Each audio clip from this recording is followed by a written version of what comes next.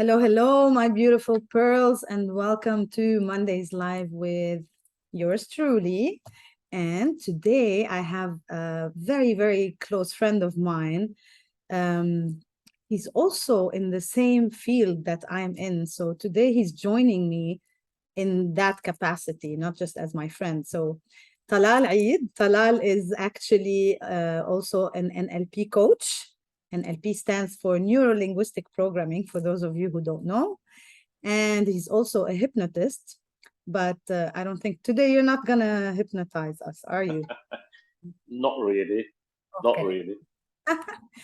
So today, as you saw, we're going to be talking about a lot of things, but mainly we're going to be talking about one major block that we all have in our lives. At one point in time in our lives, we all figure out that there's something that is stopping us. And sometimes, most of the time, actually, we don't realize it, right, Talal? We don't know. And we Exactly. start thinking, what is it that is blocking me? Or what is it that is stopping me? All the time, we have those aspirations and we want to do things for ourselves, but yet, no matter how hard we try, we always reach a point where it's like either it's a dead end or things don't happen for us. And the major reason why things don't happen for us is because we have those, what we call limiting beliefs, what we call in the psychological field, in the energy field. I think even medically, it has been proven, like scientifically, it has been proven that we do have Of those course. limiting beliefs. Um, and if we do a lot of reading, I mean, I've been doing so much reading over the past 2 years. I don't think I have read this much in my whole life, but just for me, so that I have more information.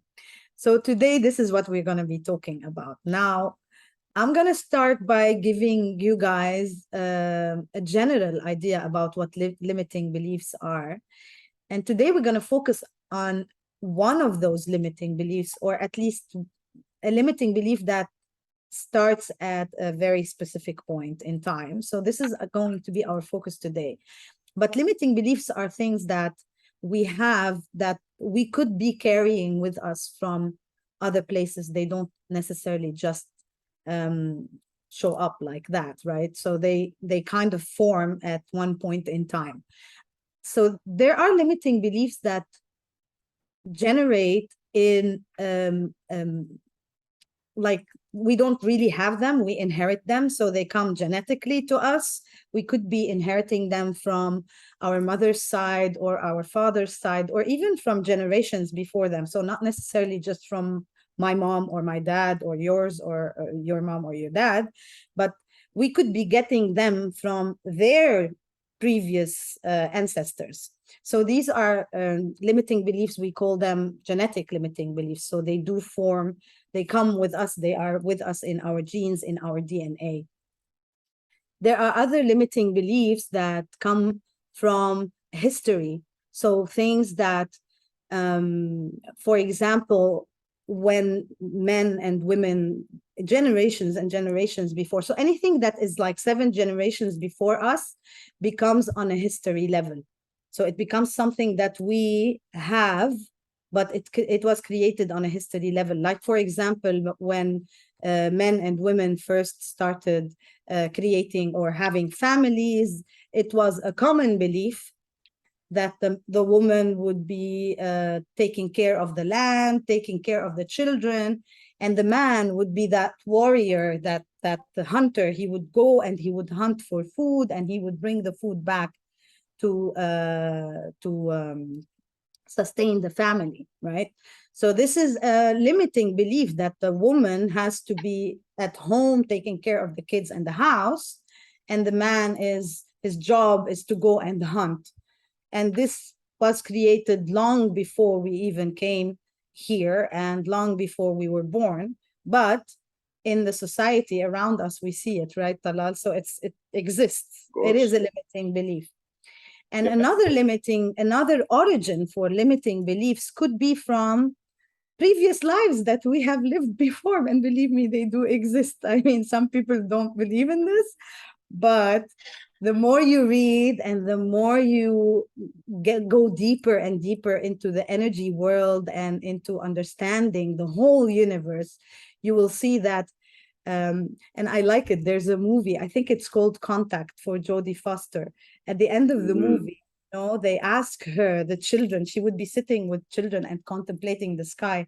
And they ask her, are we alone in this universe? And her answer is amazing. So her answer is, don't you think, you see how big the universe is and how big the sky is? And the kids were like, yeah, yeah. And she would say, don't you think if we are alone, isn't this a waste of space? you know so we could be coming from other places and other timelines and other lives. Who This is knows, right? Who knows? yeah, exactly. I mean, so the more we read about this and the more we have knowledge about this, you will see that these external or other lifetimes, they do actually exist. So this can be also another origin for the limiting beliefs that we have. Another big one, before we get to the major one that we want to talk about today, another big one is a limiting belief that gets originated from a group consciousness. So basically, everybody thinks this way, so we just go with the flow and we think like them, right? Yeah. So this is also, it's a limiting belief that is created in the group consciousness. So having said all of this, now I'm going to let Talal tell us about the limiting belief that we are going to discuss specifically today. So, where does that limiting belief originate from, Talal? Mr. Thank Talal, Mr. T. Actually, yeah, this is his nickname, Mr. T. Mr. Team. Thank you very much, my dear friend. Thank you very much, Maysoon, for that. And you're looking beautiful and charming as always. And I love the poster behind you. It's so colorful. I mean, as in contradiction to my background, which is I seem to be in a hospital or something, but it's my office. And anyway, as Maysoon mentioned, we go back in time. We're all friends. We share. I always say we share two passions. I put that on my Facebook page, by the way, to promote this episode. We share two passions, me and Maysoon. First of all, it's biking and Harley Davidson biking. We're both bikers, right? And secondly, we both love to help people heal. First, we started with ourselves, obviously. Most recently, for myself, it's been a journey of, let's say, just over 2 years now. And it's been an amazing journey. I'm sure it was the same for you, Mansoon. It's the Yeah. same case for everybody who actually believe that there is so much more to us than who we think we are, right? So it's not who we think we are, it's who we actually are that we keep. And this is, I think, a struggle. And this brings us directly into our topic today, which is limiting beliefs, because we think we cannot do this. We think we are unable to do that. We think this and we think that, but this is not the case, or not necessarily the case. And yes, you have mentioned, I think, a very important point. And I think going back into these, past lives and history and all of this requires like a separate discussion altogether. And I think just to keep the discussion focused today and not for the audiences to sort of get them lost somewhere in the discussion, we're going to focus, as you mentioned, about something which is important, that limiting beliefs that kids, or that we get from our childhood, when we are babies, when we are kids, when we are just growing up. So, first of all, as you mentioned, a limiting belief, what is it? It's a thought, or it's a point of view that we actually have, or that we actually believe in, that limits our capabilities, and that the mind has taken at a point in time as a defense mechanism. It's very important to understand that. So limiting belief at a point in time was necessary for us. It's a defense mechanism to avoid pain. It's a defense mechanism to keep us safe, to keep us secure. So it's not a bad thing when it first started. However, with time, as we evolve, as we develop, as we become mature, times have changed, we have changed. So the limiting belief is still there, or the belief that we had is still there, but then it became a limiting belief because it doesn't serve our purpose at that point in time when we look back at it. So that's in a nutshell it. And what I wanted to say is that going back in time, when we say a limiting belief is a thought that was most probably as kids imposed on us by our environment, by our parents, by our peers, by our colleagues, by the school, and the people who we were sort of networking and communicating with.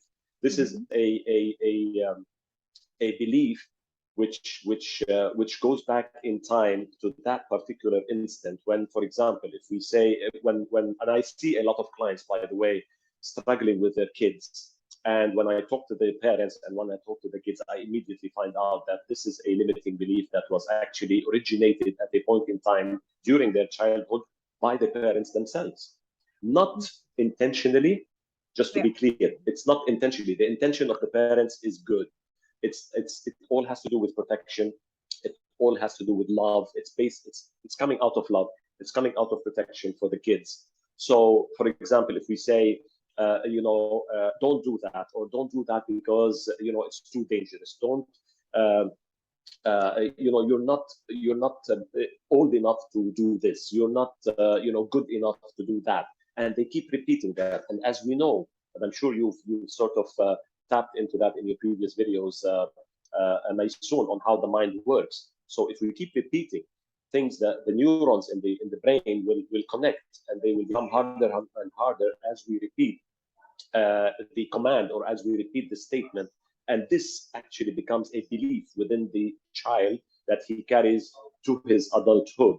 So at adulthood, we will find out that they become less confident, they become afraid, they become intrusive.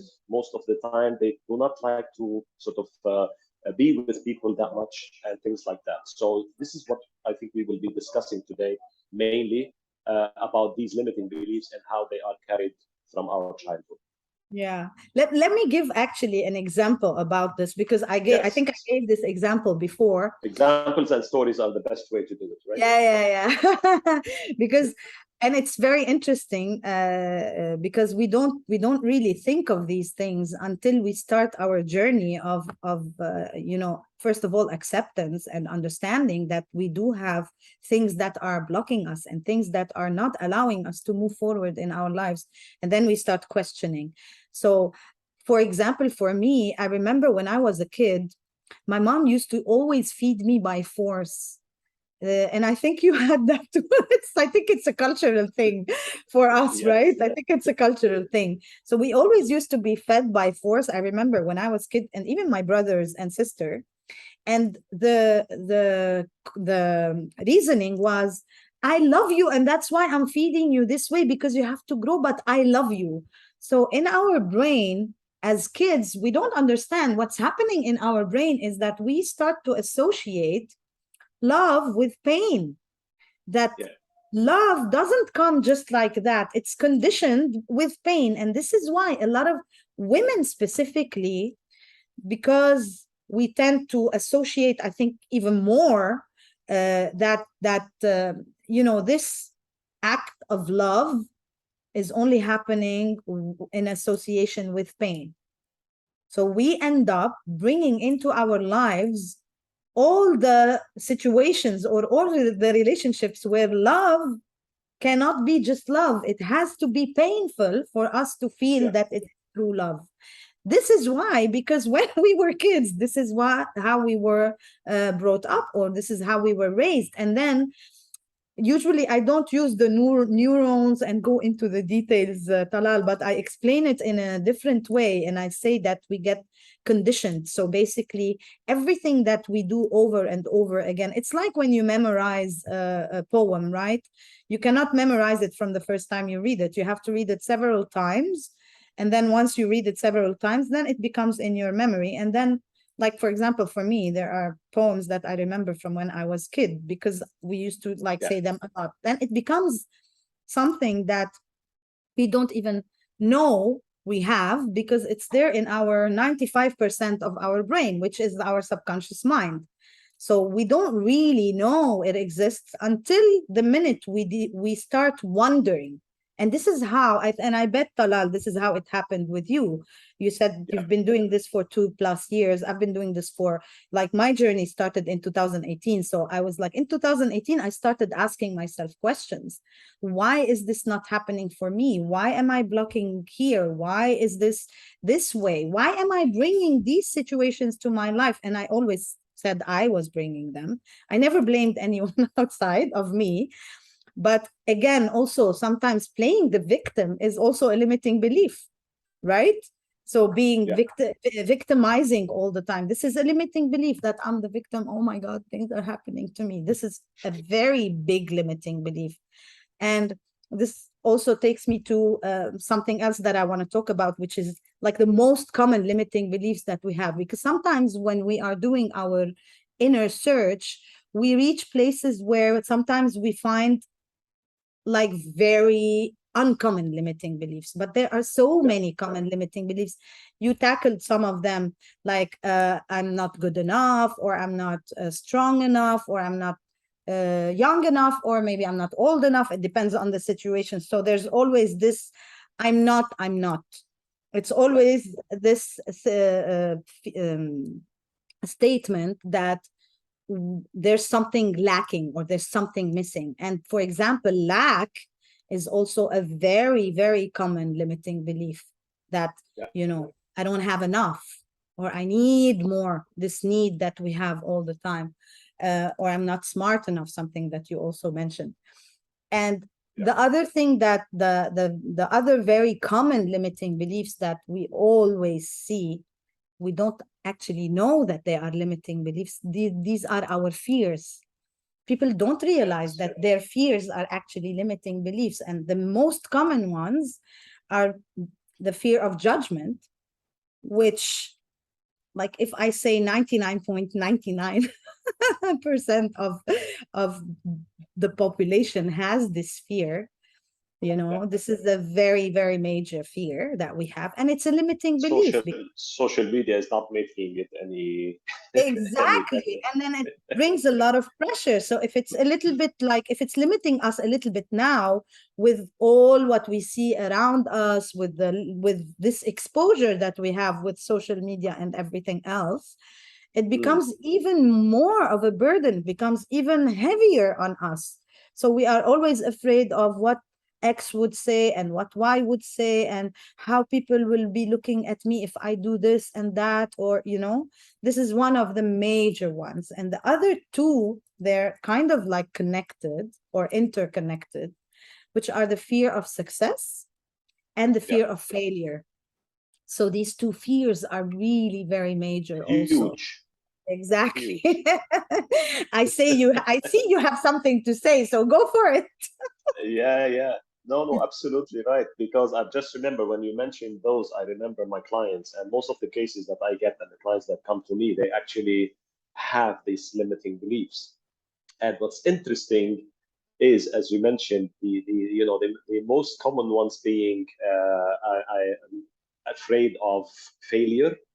The fear of failure is, as we said, it's really huge. Uh, but the point that I wanted to make here is that, as we said, a limiting belief is always preceded by a limiting decision, what we Mhm. call a limiting decision. Now, I know some clients where when you say limiting belief for the first time, they don't really get it. But once you start giving examples that, we'd say to ourselves, I'm not good enough, I'm not smart enough, I'm not old enough, as you mentioned, and all of these things, then they say, aha, yes, yes, yes, we do that. We do say that to ourselves most of the time. But what happens is that, and people don't know this, is that we we do it to ourselves. We take a limiting decision at a point in time. When we are kids, it's mostly unconsciously. So if our parents say, don't do this, we don't do it. By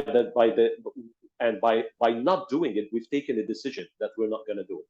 This is Mm. what I mean by a limiting decision. So you Yeah, take the limiting decision, and then it creates this limiting belief over time. So, and as we know, our lives in general is a result of the decisions that we make and the choices that of we take, course, right? of course. So a limiting belief is for that is always preceded by a limiting decision. We decide ourselves, and as you said, if we are absolutely certain that we are the creators of that limiting belief. We need to be absolutely certain, because some of the clients that I saw are not there yet, or they are not ready to accept that yet, because they feel that a limiting belief was caused by the parents and they are not responsible for it. So we need to talk to the parents, right? And the person is an adult now and everything, and we say, so as long as the client accepts that he is responsible for his life, for good or for bad, for better or for worse, and all in the same way, then we are having a case, and then we will be able to help them. Because if we ask, and we always ask the client, when did you decide that? So if he talks about the limiting belief that he has, I always ask him, when did you decide that? And all of a sudden he's like, but this gets his unconscious, and we do that, as you know, as a way of getting through to the unconscious mind, to his unconscious mind, and talking to his unconscious mind. So, and then he slowly starts getting it, the fact that yes, he has probably done this, he has created, or he has decided that limiting belief at a certain point in time. The other point I wanted to mention, which is very important before we move into the next sort of subtopic, if you like, is that I've had clients who do not want to let go of a limiting belief, believe it or not. Yeah. Because they believe that this limiting belief is helping them, mostly by playing the victim, by asking for sympathy from other people, asking for help, and because if they feel if they let go of that limiting belief, they are going to lose all of that. In NLP, we call that, as you know, secondary gain.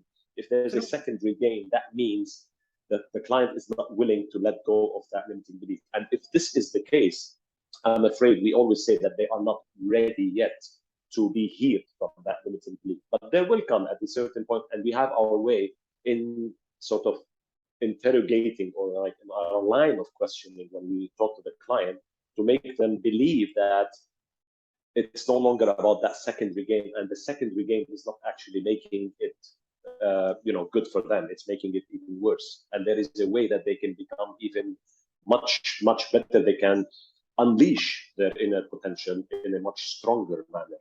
Yeah. It's very interesting that you mentioned that, because it's so true. When people go through, especially when people go through major sicknesses, there's always a reason.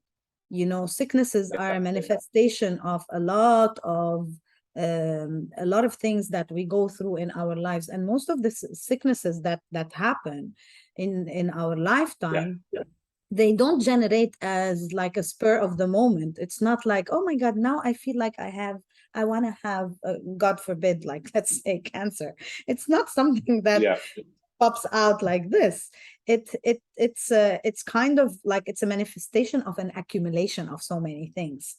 And usually sicknesses, when they start because of either a traumatic experience, or something where they are trying to, like you said, get that attention, or that love that usually they don't have if they are living a normal life. And then this sickness manifests itself as a magnet for attention, for feeling important, for feeling worthy, for feeling loved. So all of these are results of being sick, and that's why sickness manifests. So, but this is not our topic, but it was like a side thing because you mentioned it, and I think it made sense, and it gives you guys something to also think about and remember. And your journey for healing, or even for awakening, is a series of aha moments. This is how I call it. It's a aha moments. The more you know, and the more you go, the more you have those aha moments, the higher your vibration becomes, and then you want to know more. You want to understand more of why things happen the way they happen, and that's very important. And this is why also understanding our limiting beliefs and where they come from. And like you said, most of the time they generate in our childhood. And in our childhood, we do take that decision, and that, okay, I'm not, so let's say my mom said, don't touch the electricity, because some kids, they will actually have to experience it. They will not just listen. But that's also a limiting decision, that, Yeah. I'm going to go and I'm going to experience it. And after experience it, I will take the decision that, okay, Yeah. I'm not going to do this because it's hurtful, right? So it's, but mainly, yes. I mean, when we do, and this is another thing that we will be discussing now, or we will talk about, is how we actually go into understanding where our limiting belief started, and also how we can get out of it. Because, like you said, and that's also a very important thing that you wanted to mention, as we discussed before, and I'm going to mention again here now, that our character, we're not born with it. It's something that we acquire through our lives. So whoever tells you that I cannot change, this is my character and I cannot change it, this is on its own is actually a limiting belief. Yeah. Right? That I cannot change my character. You are, like Talal said, and like I always say, you are the boss of your life. No one is your boss. No one takes your decisions. You're the one who takes your decisions. No one takes them on your behalf. Even when you were a kid, like Talal said, you did it subconsciously, but you did it. You could have said no, by the way, right? You could have Oh, said yeah. no, have gone in a different direction.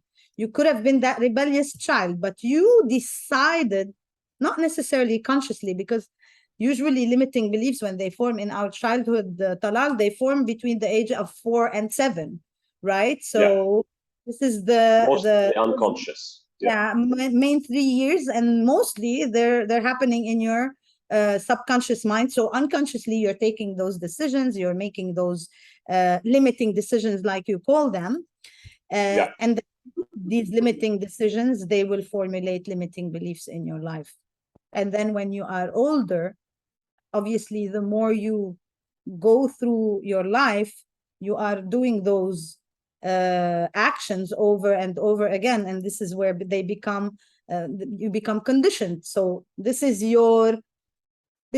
the way you know how to live your life, right? Yeah. And then Exactly. when you are on your this awakening journey, or when you start questioning, this is where you start realizing, yeah, I don't have to live my life this way. I mean, I made that choice then, because then, like you mentioned, at that given point in time, your limiting belief was created for a very specific reason. And usually it is a reason for your own protection. Nothing happens even when you took that limiting decision. You took that limiting decision because at that given point in time, you were protecting yourself. That was the main reason why you did it. And then when you did that, you saw that, oh, okay, this is protecting me, so I'm going to do it again. The more Yeah. you do it, because it's protecting you, then it becomes like something that you are living with throughout your life. But then at a given point in time, again, also, what happens, Talal? Things change, circumstances change, life changes, and then that belief, I'm not going to call it limiting. Now I'll call it limiting. That belief that was protecting you until that point in time, or until that moment, is now limiting you. This is why we call it limiting, right? But Exactly.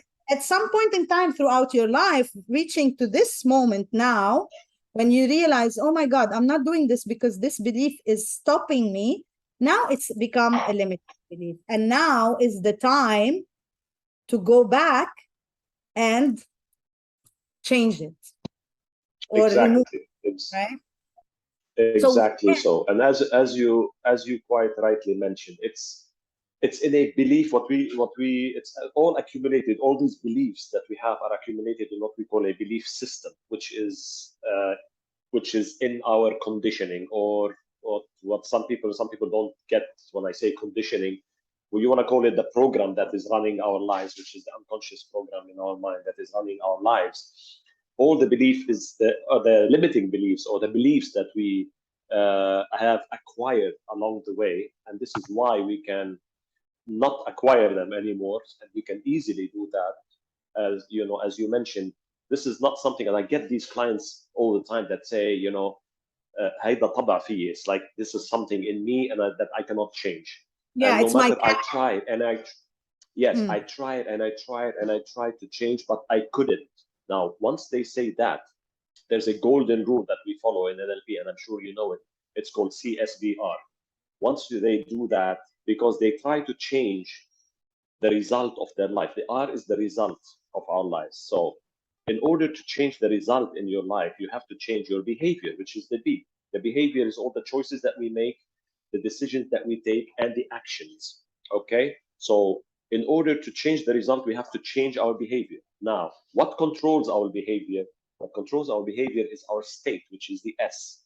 The state is the state that we are in.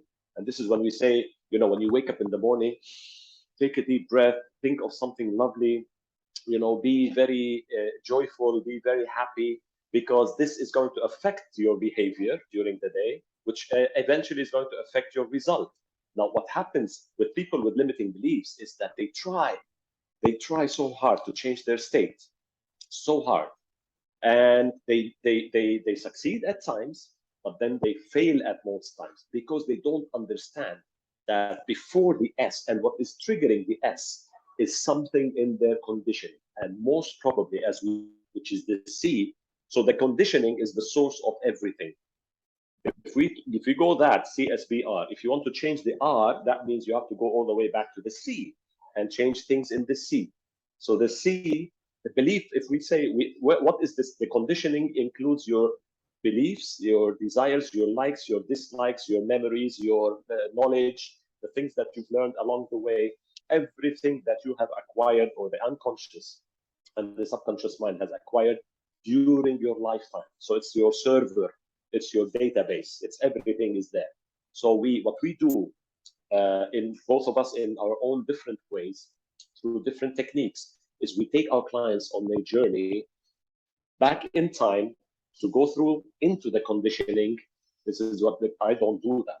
I help the client do that for himself. And this is why we say we help people help themselves. We don't heal people, we don't treat people, we don't fix people. We just guide people to help themselves. So they have to, in our hypnotherapy session or in our NLP session, we take them back into the conditioning. They will communicate with their unconscious mind, and they will heal that limiting belief. They will heal that emotion, negative emotion. They will heal whatever is there that needs to be healed. Yeah. It's very interesting that you also mentioned this, because a lot of time, like my clients, they come to me and they think that I have the magic wand, I'm like, oh yes, now you are healed. That's not how it works.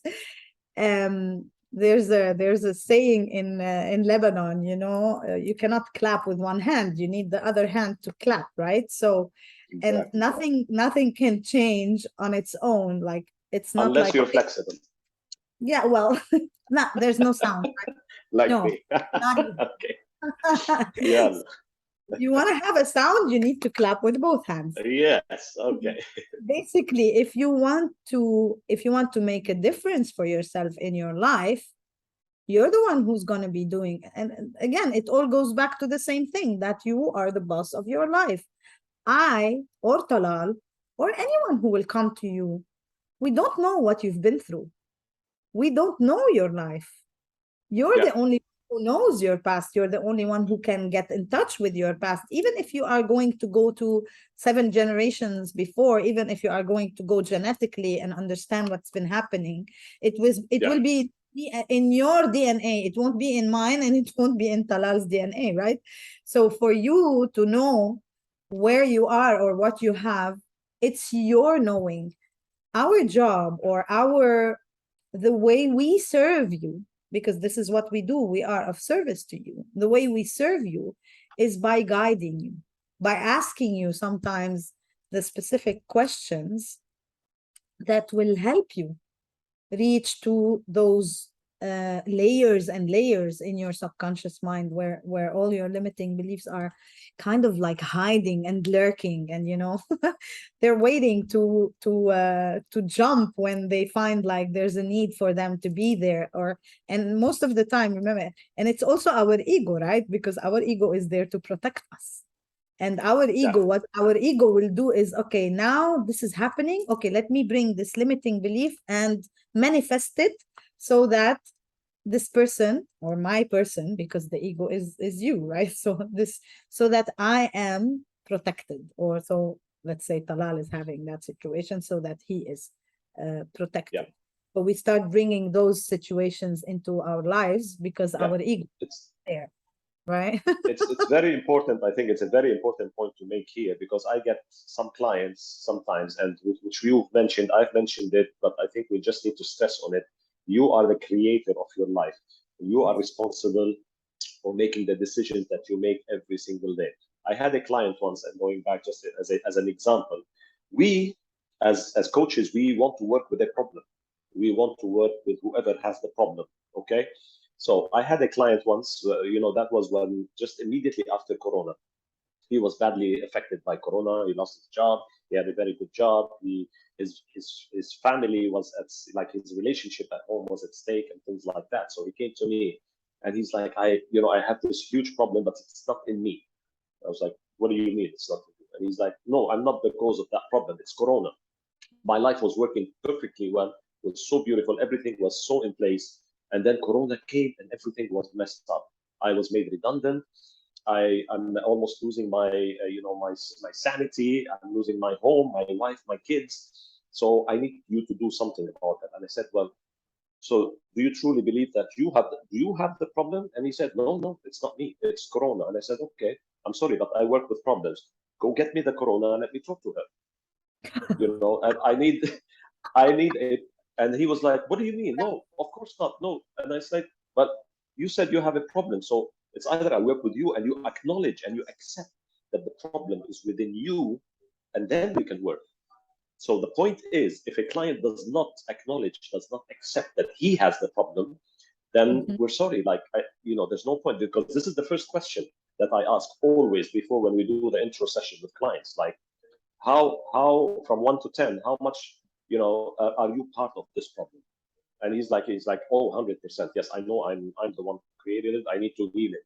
Yes, excellent. Now we can talk. Now we can work.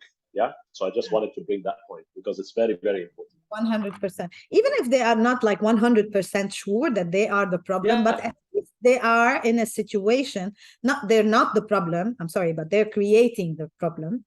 Yeah. No, And I no. always say, that point sorry, I always say regarding the point of Corona, what I told that, because he said a very important point. He said, what do you mean?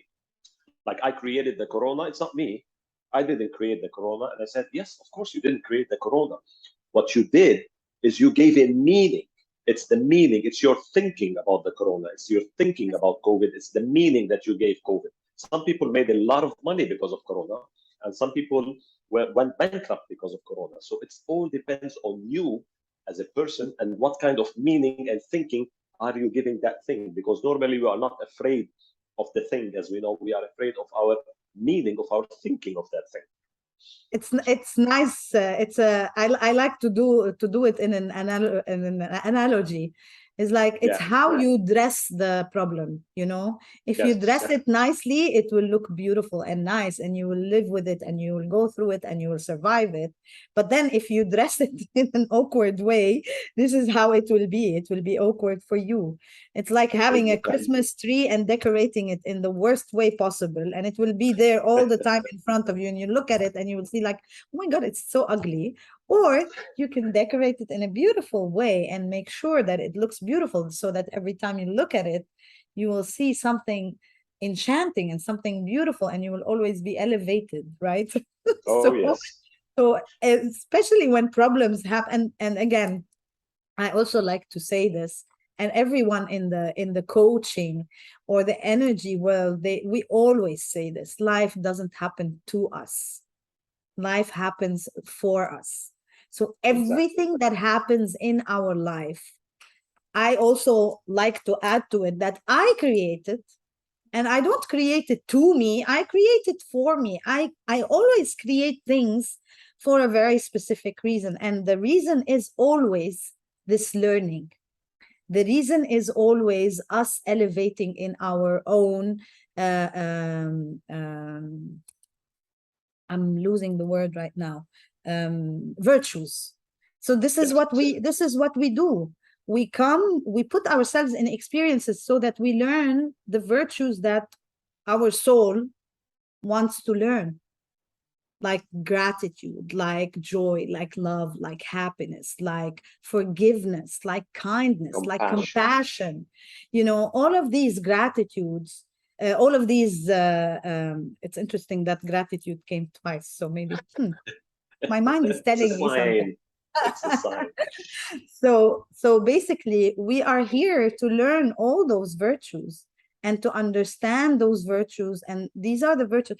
Like, for example, for me, I know for sure that when I took this decision to become of service and help people ascend in their own awakening, I know that by doing that, I am learning the virtue of compassion, and actually learned it. Because I learned it, now I know that I am able to be of service. Because to be Yeah, able to be of service specifically, you want to be able to be compassionate with people and understand where they're coming from. Because of course. you also have been there and you've also been in that situation. So this is just a side note, but it's a very important side note so that you know why you are bringing those situations to your life, Yeah, for you, for your life, for your evolution, for your awakening, growth. right? Yeah, For your growth, exactly. Now, having said that, and because we are learning, and because, like Talal said, when we want to when we reach a point in our life, if we know that we have an issue, then I say 50% of the problem is gone, because that's it. When you know that you that have acceptance. Yeah, that, acceptance is like your passport to the awakening journey, or your passport to releasing your life from all those limitations that you have created for yourself to protect you all over throughout those years. But now you don't need that protection anymore. Now it's becoming limiting. So what do? You come to people like us, like Talal, like myself, and you seek our support, or I like to call it guidance, because this is yeah, exactly what we do. We guide you. We don't impose, we just guide you. We ask you the questions that, because you are in a situations, you don't see them, right? And yeah. the most of the time your limiting beliefs are, like we said, in your subconscious mind. So for example, when we do energy healing, or when we do theta healing, like I work with theta healing, I work with NLP as well. But when we do theta healing, we dig deeper, and we ask questions to make you, as the client, as someone who is asking or seeking help, go and understand why this is happening. What is it that caused? What is the root cause? And this is the limiting belief, because sometimes also, Talal, there are limiting beliefs that are not the root to a problem. Sometimes Most of the time they are not. yeah, we reach limiting beliefs that are like on the surface. And for, like, when we work with healing, with energy healing, we want to go and dig the deepest possible to reach that root. Because think about it as a pyramid, right? So if you go and you just solve the problem that is like the top of the pyramid, but then you have the base, it's still there, and that base will grow back, and and the top will come back, because you haven't actually removed the base. It's Yeah, like, I don't like this analogy because it's hurting to Mother Earth, but it's like when you are removing, let's say, a dead tree, okay, because it's dead already. So it's like you are removing it from its roots, from the yeah, from the so that you don't give it any chance of growing back.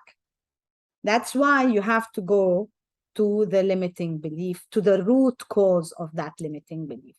When you solve it at that point, this is when that solution or that reconditioning becomes more effective, or becomes effective, not even more. خلاص, becomes effective, and that's it.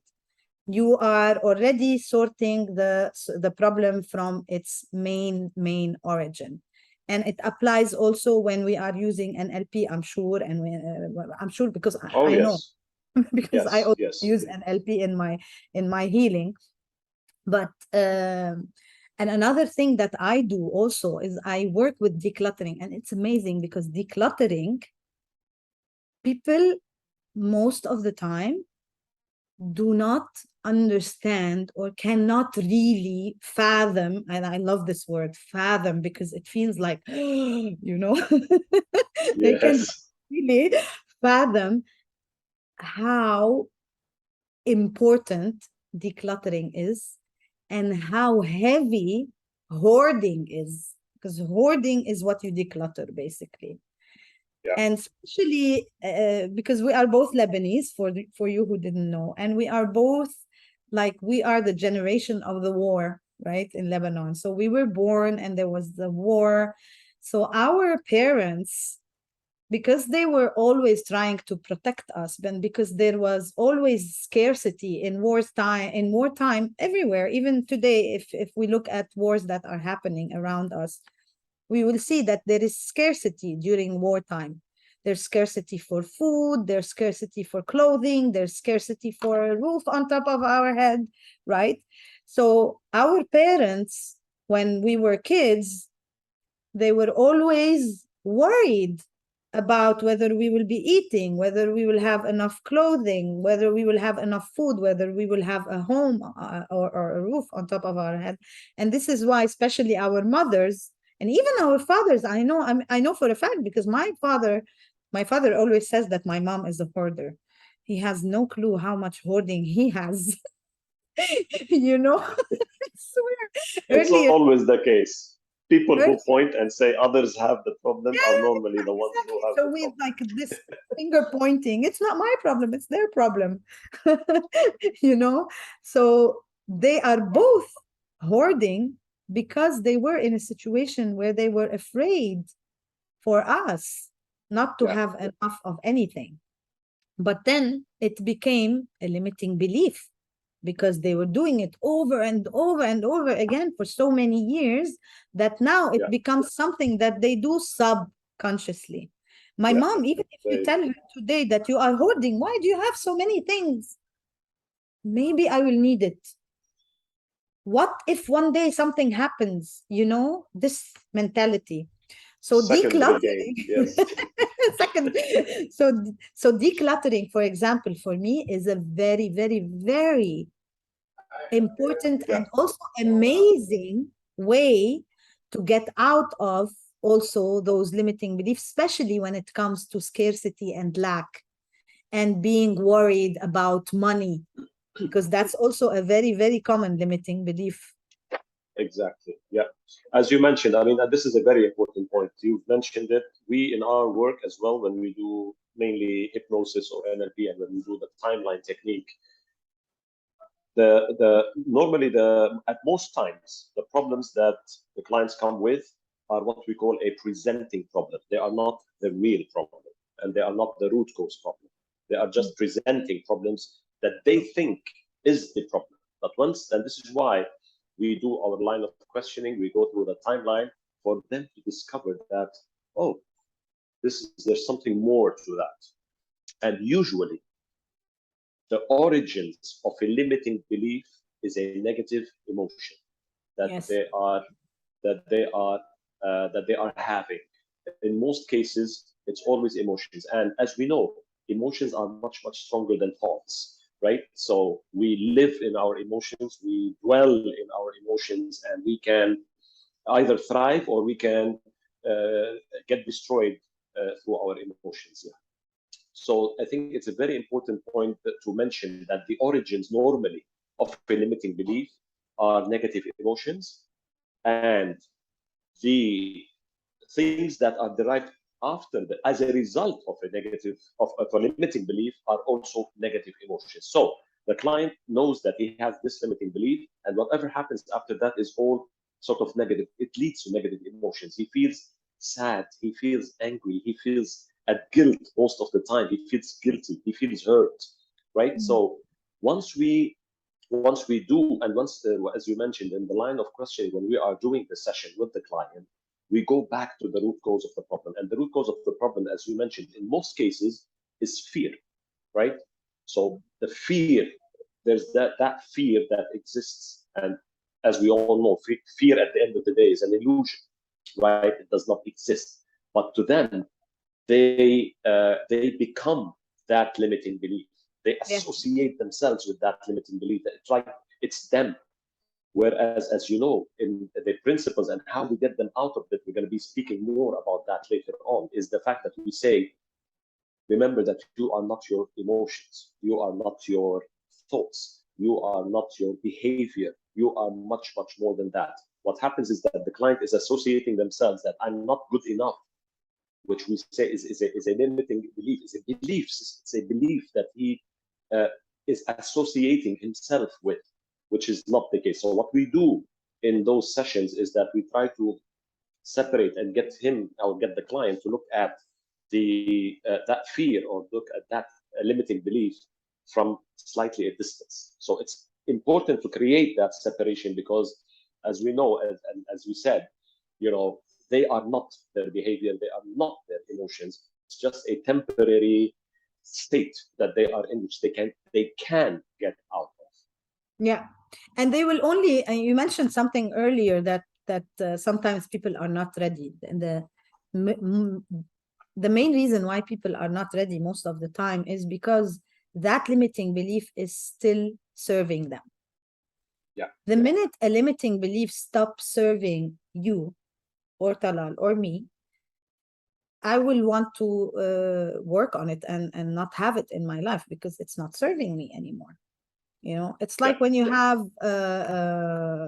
someone brings you a bouquet of roses, right? I mean, it would be beautiful and amazing if it can live forever, but it doesn't, right? And when it dies, you have to remove it. You cannot just keep it there. It will smell, it will look ugly. So you have to remove it. It's the same thing.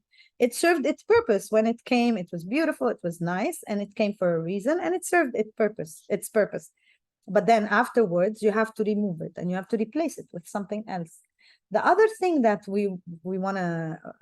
I wanna specifically mention here, because sometimes people worry that, okay, if I don't have this anymore, what's gonna happen? Because this is a big question. Okay, what's gonna happen? So what we usually do when we work on limiting beliefs is we replace them. We replace them with positive programs. We don't just keep you out there like struggling and wondering or not realizing what's happening. So if, let's say, your limiting belief is that you have to struggle to be loved, and that that you have to struggle to make money, or for example, I cannot make ends meet unless I am struggling, or I cannot be in love unless it's painful. So when we remove these limiting beliefs, we don't just leave you out there hanging. We give you tools that are helping you in your ascension, in your current life, in your awakening. It's not like, okay, very good, I removed this and now you can go and struggle in a completely different way. I have to give you tools. I have to remind you, because you know all this. It's not something new. You know all of this. The only problem is that because of your conditioning, you forgot. I had forgotten until 2-3 years back. Oh my God, I know all this stuff. And it's funny because when you are doing your when you're going through your awakening and when you're doing your healing, the minute you get out of, like, let's say, a session, because God knows you've done so many sessions for yourself, I've done so many sessions for myself, and when we have these aha moments, it's like, I know this stuff. Why wasn't I doing it? I wasn't doing it because at one point in time, that limiting belief was serving me and was teaching me things that I didn't Yeah. know, that I needed this limiting belief to understand and to be taught. So then I remember, oh my God, yes, I know this, of course. And then, oh yes, of course, I know that too. And I know that too. And then you become so enlightened because you are remembering everything Yeah. your soul already knows, right? Exactly. Exactly. It's I've mentioned one of the principles of NLP which helps in this case, which is you are not, people are not their behavior, people are not their emotions, people are not their beliefs. Okay, so people are not their beliefs. It's very important. So associating themselves with that limiting belief is the problem, and this is where we work on. So once they start understanding that, oh, okay, so I'm not, I deserve love. You know, I am good after all. I can do this. So you start replacing the I can't do that with I can, I can, I can. Now they go back, and most of the time, what happens is that they start recalling, and this is where regret comes in, and this is where blame and hurt comes in. That, you know, if I only knew that back in time, I wouldn't have done that. If I only knew this is going to get me to this place, I wouldn't have, or I would have said no to my parents. I would have said no to my friends. I wouldn't have accepted to be bullied and things like that. So, however, what we always say, another principle which is very important in NLP, as you know, is we always make, or people make, the best decisions available to them at that point in time, given the information and the resources that they have.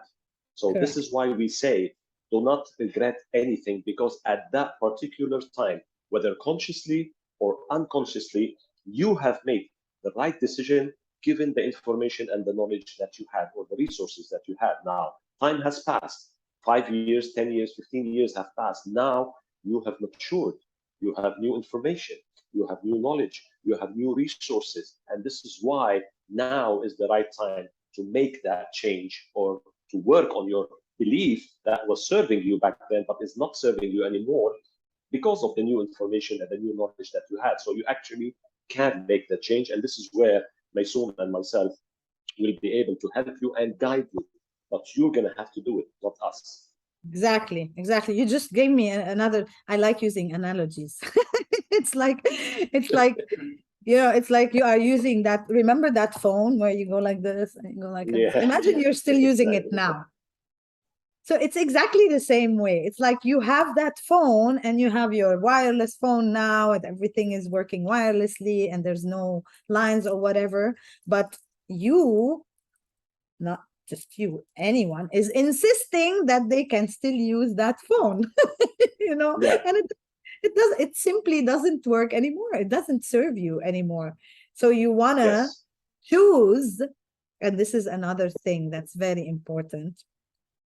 Yeah. When you start working on yourself, and I have a completely separate video just for that, the choice of words that you use when you start working on yourself, and when you really want to heal, you want to be careful of the choice of words that you use. So when you're working, and it's very important for you to know that your mind does not understand negation. Yeah. So I don't want, Exactly.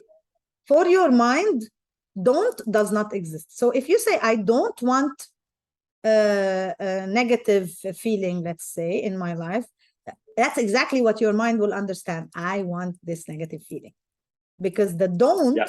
is not something that is an aware, like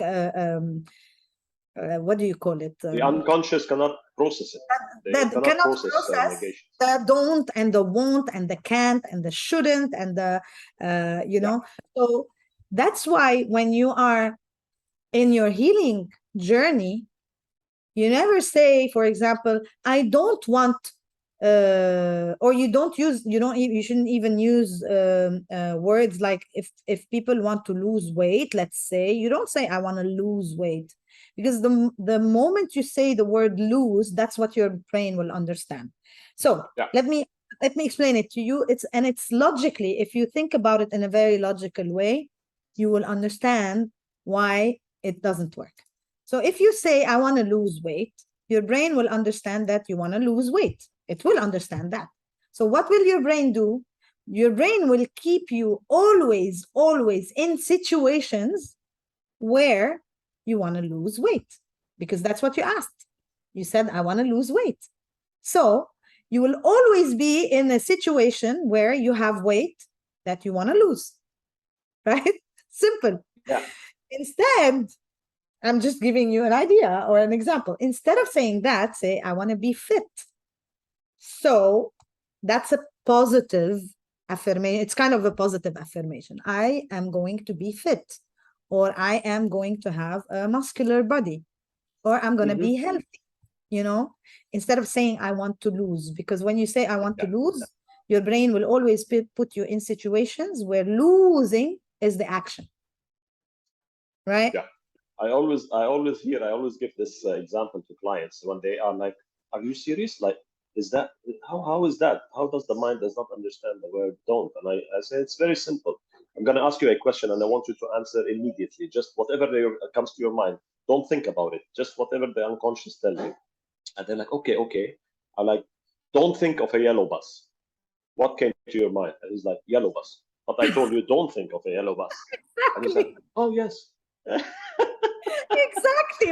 And they're like, 100%. and they go like, and I said, this is why when people say stay positive and talk in a positive manner, this is exactly what they mean, because this is what the unconscious mind can process, and it cannot process the negative. And so people need to understand, as you mentioned, there are, I mean, we do that through our sessions, and this is what we talk about. And this is the journey of the awakening, as we say, or the journey of transformation that we do for clients. And this is a key element, because if they understand how the mind works, and if they understand how the unconscious work, I think they're going to be having less and less of problems later on. And what I do that, guys, take it from me, do it. I have a family. I've got a 10-year-old kid, and I keep telling him these things from now. Like I sit with him. I tell him about how the mind works. I tell him about, the fact that, and we do it so playfully. And I gave him that example. He's like, and he starts doing that with his friends, and he starts telling his friends. So the more you know about these things, the more you can uh, start on this journey. And I hope you do start as soon as possible. The clearer things will become to you, the happier you will become, and I think the more fulfilled your life is going to be. I call it, you become on an elevated state of Oh everything. yes, It's an elevated state of emotion. It's an elevated state of thinking. It's an elevated state of feeling, of understanding, energy. everything, everything, you know. And then, believe me, the law of attraction, it's so real and it works, right? Anyone Yes. coming to you? Well, So, somebody bought you. okay. So the law Yes. of attraction, it works. That's why when we say about positive Oh thinking, yes.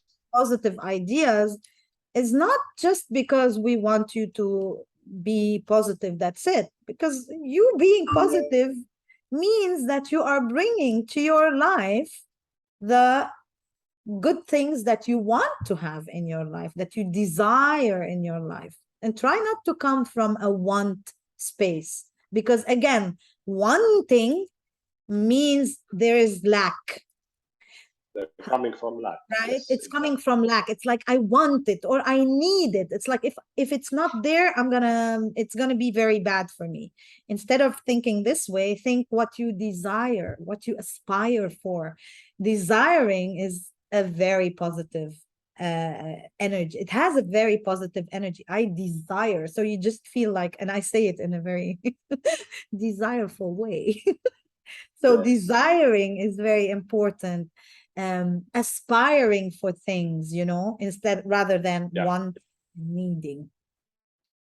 The one last thing I want to talk about before I move to the end is how important it is for our heart, mind, soul, and body to be coherent. How important that relationship is.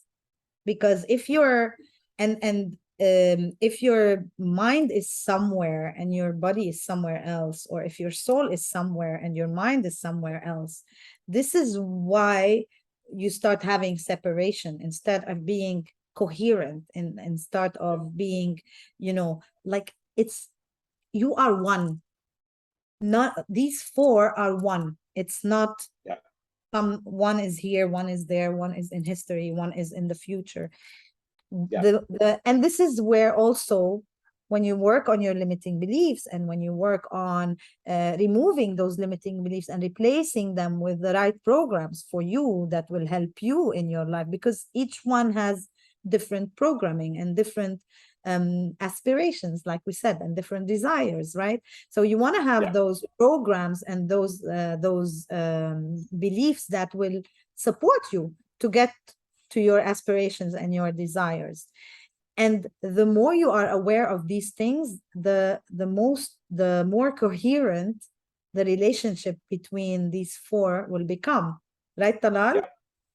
Of course, of course. Yeah. And you know that very well. You work with energy more than I do. And as we know, the source of everything is energy in this world, universe. Within us, the innermost source within us is energy. The outermost source in the universe is energy, which brings us to the law of attraction.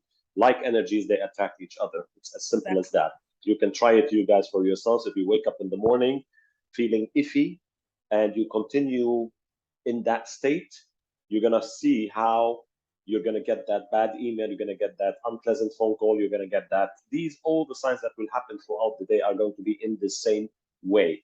Okay, so try it for yourselves. Don't take our word for it. You want to try it, you go ahead. Once, but we are able to shift in a moment, in an instant. Just shift your state in the morning, put yourself, be present, become present, which is very, very important. Becoming conscious, becoming aware, becoming present in the moment. Don't let your mind take you into places, Yeah. or you're daydreaming or thinking of something. Become present by simply taking a breath. This is how you can become present by simply doing that, so that you are grounded. And then you say, okay, if I'm in control of my life, I want to change my state right now, and I can do it right now. Do that, flip it, and then continue with your day and see how everything else around you changes, because you've simply changed your energy. You're vibrating on a different level, on a higher level, right?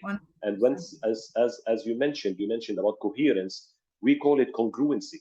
When your energy centers, and you know that very well, I'm sure you discussed it, the 7 energy centers, once they are out of place with each other, this is where problems start happening. This is where illnesses and diseases come. I don't like we use the word diseases. I call it diseases. This is where diseases come into place, where illnesses come, because your energy centers are not aligned. They are not congruent. They are not coherent with each other. Now, we're not going to talk about that in this session. We'll do it in another. I think we're gonna Maysoon have is so the master many of exactly. Maysoon is the master of that. But as she mentioned, your heart, at least your heart and your mind, need to be aligned. They need to be working together, not against each other. Because as long as your mind is somewhere, but your heart is your gut, it's your instinct, it's your unconscious. It doesn't know how to lie. Your mind can play games with you. Your mind will lie to you. But your heart or your gut or your instinct, this is why people say, I have that feeling. My mind, it makes no sense. It's not logical, but my heart is saying I should go for it. If Yeah. this happens to you, you make sure you go for it, because that's the right thing. The Totally. heart and the unconscious can never lie to you, because they don't know how to lie. This is the thing. The mind knows, and it can play games. Mhm. So back to your point, I think it's with limiting beliefs, once you start shredding or removing most of these negative emotions, limiting beliefs, you are slowly bringing your mind and your heart closer together, so that they start working together rather than working against each other. 100%. It's amazing how you say it. I love that. I love that. And it's so true. Following your gut feeling is like one of the biggest, especially for me, it was one of the biggest things ever. And I never had a gut feeling that was not in the right place, because like you said, your gut feeling is so true. It doesn't know It's how to always true. Always. make things look nicer. It is what it No. is, right? Your mind will Yeah. always take you to places. Your mind will always take you to, think about it in a very simple way. Like if you have, I'll give you an example. Let's say I have an exam tomorrow, right? The first thing that happens is my mind, right? My mind is saying, oh my God, I'm gonna fail. Oh my God, now the questions are gonna be difficult. Oh my God, now the I will not even have time to finish the questions. Oh my God, you see how your brain is working literally against you, and it's putting you in a place where you now are 100% sure you're gonna flunk that test, right? Instead of, I studied very well, tomorrow I'm gonna do great. And that's it. Enough. You don't Yeah. even really need to think about it. That's it. You know you did the right thing. You know you are in the right place. Let it be. And this is a key for manifestation, by the way. When you want to manifest, you don't keep on thinking about it and again and again and again. And then you start thinking, oh my God, why it's not happening? Because you're doing it this way. That's why it's not happening. When you want to manifest things in your life, you just say, I want this, I desire to have that. And then you forget I, about it. And then it will happen exactly. I in due always, I time. exactly. I always tell the clients, you asked for it, unconsciously or consciously. You asked for it. You mentioned the thing about the students going to the exam saying, "Oh my God, I'm going to fail. I'm going to fail. I'm going to fail." Well, you are saying that to yourself, and your mind is taking it because the mind cannot rationalize. As we know, the unconscious does not know the difference between right and wrong. It will take things as they are, and it cannot rationalize. So whenever the client says, مثلا I'm not good at this, and I say, yeah, okay, yes, you're not good at this. But how come? You should tell me no, you're not. And I said, no, I cannot tell you because you're saying it to yourself, and your mind is believing it, right? True. Do you honestly believe that? Do you honestly believe that? Like, is it 100%? Right? This is where when we work on, at the NLP way of questioning and choosing the quality, what I call the quality questions, rather than the question that the unconscious mind does not even understand, and it cannot Yeah. provide the answers for us. Yeah. So do you honestly believe that? Do you have all the data? Do you have all the proof that this is correct? When you say I'm not good enough, was there a certain point in time in your life that you were good and you did something, you achieved something? And they're like, yes, well, actually, when I was 17, I had an award for something. I was like, okay, well, that means that yeah, you're good enough. You are good. And there were instances that means unless you tick all the boxes, and normally, not normally, all the time, like 99.9% of the time, you don't tick all the boxes. There's always a moment in your life where you achieved something. You were very good. Of You course. were not afraid. You Of did course. something. So how come you say? I mean, this is. Do you if you are neglecting that and taking all the other stuff that went bad for you, your mind is going to carry on believing that, and you are going to lead that sort of life. Yeah. Yeah. 100%. 100. I mean, look, if we talk about this from now until maybe 10 years down the line, we will never finish, right? Because there's so much to talk. There's so I much think to say. now I don't know. We've been talking for what, couple of hours Maybe, now.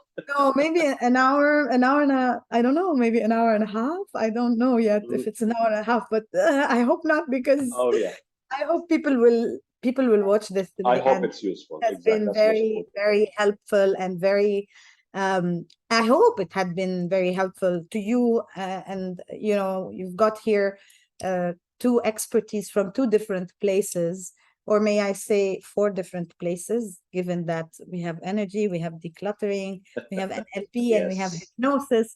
So let's but I think, Talal, we should do these sessions more often, because this will will More than show. happy. Yeah, this will show my clients and your clients as well how much um, beneficial it is for everyone to start becoming and I say it before anything else, to start becoming aware, because that's the number one thing. That's the first step towards becoming, or towards unleashing your powers, or towards, I call it, awakening the champion within you, Yeah. because you have that. We all have that champion. We are Yeah. we all came as abundant people. We all came as we all came to this earth in the highest vibration possible, right? Yeah. Then Yes. throughout our lives, we became more conditioned and more conditioned, and our vibrations became lower and lower with time. And when you become aware of this, and it's very interesting, because even when we do meditations and everything, the first thing that we ask our clients is to be aware, right? You Yeah. become aware of this, Exactly. and become Present. aware of that, and become Present. aware. You become present. Exactly. And remember, there's no past and no future. The most important time for you is now. This is It's when the you can. only time. It's not the It's most the important. only, It's the only exactly, time we have. time. It's the only time you have is now.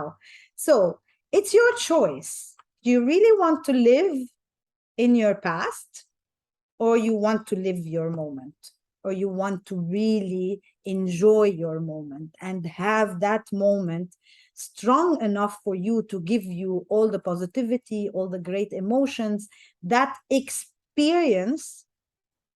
You want to choose to make a good experience for yourself in the now. How to do this is certainly not by living in the past, because living in the past is was never good for you. It will never be good for you in the now. It helped you then, yes, like we said. It was there for a reason, and it helped you then. But that then has passed, and now is a different time.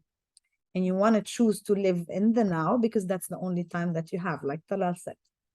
So if this is your choice, okay, what I want you to do is, under this video, I want you to say choice.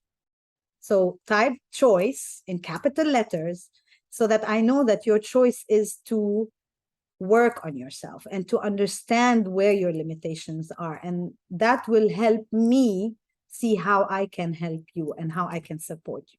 So if you're ready, and if you are already aware and you want to make that choice for yourself, just type choice under the video, and I will know, and I will reach out to you. And another thing I want to leave you with, if you are interested to follow Talal, and Talal is an amazing person to follow, trust me, I know. So Talal is on Facebook as well. I tagged him, but just for you to know, you can go to his page. It's called Coach Talal Eid. I will write it under in the comments as well. So this way you can go to the page and you can follow him and see also more of the information that he shares on his own page. And with that, I'm gonna say thank you so much for joining us, Talal. Thank you so much. I really appreciate you sparing the time for taking myself and also the viewers through this amazing topic. And I'm pretty sure we're gonna have a lot more of these in the future. What do Always a pleasure, my dear, my soul. Always a pleasure. Thank you very much for your time. I know we've taken a long time. I hope that was helpful. I hope that was useful. I hope that was insightful. It was insightful for me. Every session that I do is helps me personally to begin with, and I'm sure you know that. Very soon we start with ourselves, which are we are the most important thing. You guys, yourself, you are the most important thing in your life. Okay, so always start with the self. And the last message, if I can, that I want to leave you with, as Maysoon mentioned, you or we are not the product of our past experiences. We can change, and we can change now. We can change anytime. We can change instantly. We can change in the moment. As soon as you accept, as soon as you acknowledge that you are the creator of your life, that means you can change your narrative anytime. You can change your story anytime. You can get rid of any beliefs that you feel are limiting you, because you are so much more Remember, you are not your thoughts, you are not your beliefs, you are not your emotions, you are not your behavior, you are so much more than that. And we can help you Yeah. achieve that. You are Inshallah. you are a Thank you very champion. much. My You pleasure. are a champion, of course, a hero. And remember, guys, just write choice in the comments below, and I will reach out to you and we'll take this discussion a little bit further. Thank you for joining us, and I'll see you again on Monday, next Monday. Ciao, ciao. Namaste. Namaste. Thank Namaste. you. Ciao. Bye.